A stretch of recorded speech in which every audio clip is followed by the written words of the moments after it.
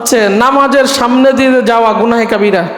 নামাজের সামনে দিয়ে যাওয়া আমরা অনেক সময় যাই। এই জন্য আপনি যখন যাবেন নামাজি, যখন আপনি মসজিদে আসছেন একটু খেয়াল করবেন যে আমি কি নামাজি ব্যক্তির সামনে দিয়ে যাচ্ছি কিনা, কারণ এটা তো গুনাহে কাবিরা, বড় গুনাহ। আপনি কেন খেয়াল করবেন না? আপনার খেয়াল করতে হবে। ভুলে দুই এক সময় যান সে ভিন্ন কথা, কিন্তু আপনার খেয়াল রাখতে হবে যে আমার কাছ থেকে এই গুনাহে কাবিরাটা প্রকাশ না পায়। নবীজি বলেন একজন নামাজি ব্যক্তির সামনে দিয়ে যাওয়া কতটা অপরাধ, কতটা বড় গুনাহ।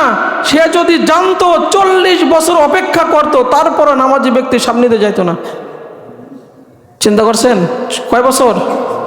40 বছর অপেক্ষা করত, দাঁড়াই থাকতো, তারপরও নামাজি ব্যক্তির সামনে দিয়ে যাইতো না। কত বড় গুনাহ যদি সে বুঝতো, তার আকেল থাকতো। এই জন্য নামাজি ব্যক্তির সামনে দিয়ে যায় গুনাহে কাবিরা, এটা আমরা যাব না।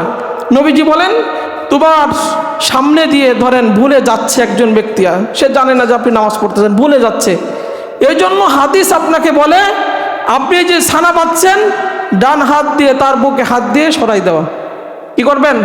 আপনি যদি দেখেন নামাজ পড়তেছেন এক ব্যক্তি আপনার সামনে দিয়ে, নামাজের সামনে দিয়ে যাচ্ছেন, একটু দূরে তারপর হাত উঁচু করবেন যাতে সে বোঝে যে আপনি নামাজে আছেন।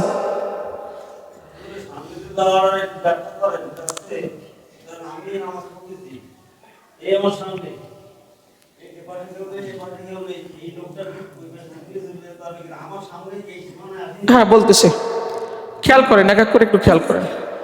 নামাজি ব্যক্তির সামনে যদি দেখেন যে আপনার সামনে যে লোক যাচ্ছে, আপনি কি করবেন? ডান হাত উঁচু করবেন। যদি আপনার হাতের নাগালে থাকে বুকে হাত দিয়ে কি করবেন? হাদিসে আসছে যেটা, যে তার বুকে হাত দিয়ে তাকে কি করা? সরাই দেওয়া। যদি হাতের নাগালের বাইরে থেকে হাত উঁচু করা, যাতে সে বোঝে আপনি নামাজে আছেন। নবীজি বলেন যে তার বুকে হাত দেওয়ার পরেও সে যদি বাধা না মানে, তাহলে তার সাথে যুদ্ধ করো, কারণ সে মানুষ না, সে হলো শয়তান। সে মানুষ না, সে কি? শয়তান।